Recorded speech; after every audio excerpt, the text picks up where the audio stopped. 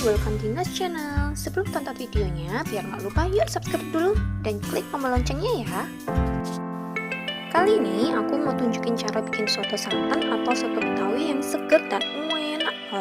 Yuk ikutin terus videonya ya.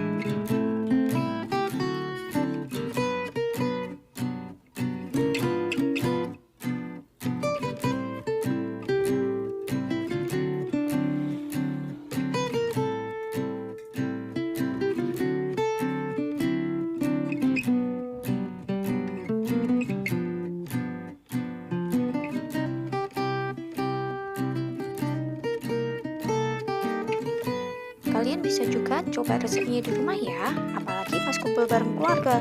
Beneran ini enak banget, ditambah perasan jeruk nipis dan sambal. Sedep tenan. Everyone can cook. Buat yang suka video ini, jangan lupa like, comment, dan subscribe ya. Thank you for watching.